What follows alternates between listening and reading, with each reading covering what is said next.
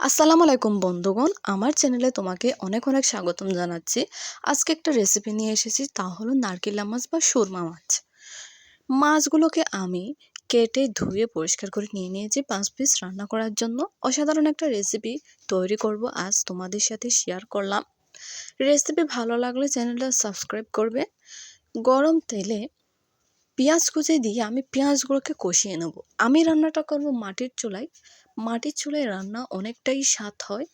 আমরা তো স্বাদই চাই, রান্নার সৌন্দর্য না।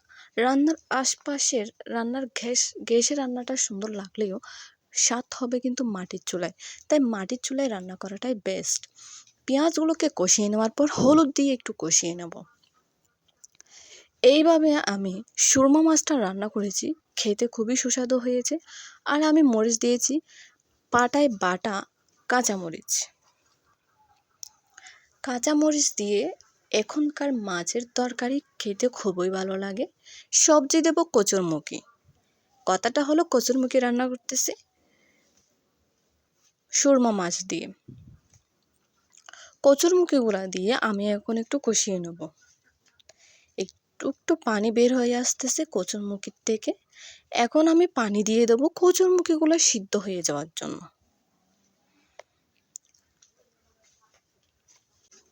যারা যারা নতুন চ্যানেল করেছো, আমার পরিবারের সাথে যুক্ত হয়ে যাও। পাশে থাকবে, আমিও পাশে থাকবো। চ্যানেলটা সাবস্ক্রাইব করবে।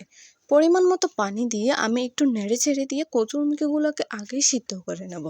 মাছ আমি এখনই দেব না।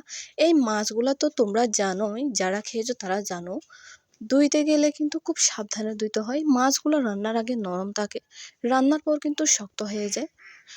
এখানে আমি লবণও দিয়ে দিচ্ছি কচুরমুখির সাথে সিদ্ধ হয়ে যাওয়ার জন্য। জাস্ট মাছটাই এখন দেব না। তো এই মাছ রান্নার পর কিন্তু শক্ত হয়ে যায়, একদম লোহার মতো। খেতে কিন্তু খুবই সুস্বাদু। এই রান্না করার ধোয়ার সময় একটু ঝামেলা হয়, নরম থাকে সেই জন্য। তো আমি এখন ঢাকনা দিয়ে সিদ্ধ করতে দিয়ে দিলাম। ভালো লাগলে একটা লাইক করবে আমার ভিডিওতে। কচুরমুখিগুলো সিদ্ধ হয়ে যাওয়ার পর আমি এক একটা মাছ আমি এখানে দিয়ে দিয়েছি। এই তো সব মাছ দিয়ে দিলাম। মাছগুলো আমি এবার দিয়ে একটু করে রান্না করে নেব। এইখানে আর কোনো কাজ নেই। এইভাবে আমি মাছ রান্না করেছি, নারকেলা মাছ। এইভাবে যদি কচুরমুখী দিয়ে নারকেলা মাছ রান্না করো খুবই সুস্বাদু হবে।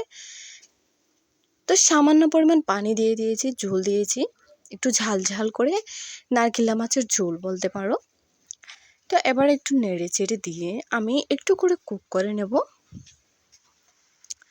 এই তো একটু করে ঢাকনা দিয়ে রান্না করে নামিয়ে নিয়েছি। ভালো লাগলে চ্যানেলটা সাবস্ক্রাইব করবে। ধন্যবাদ।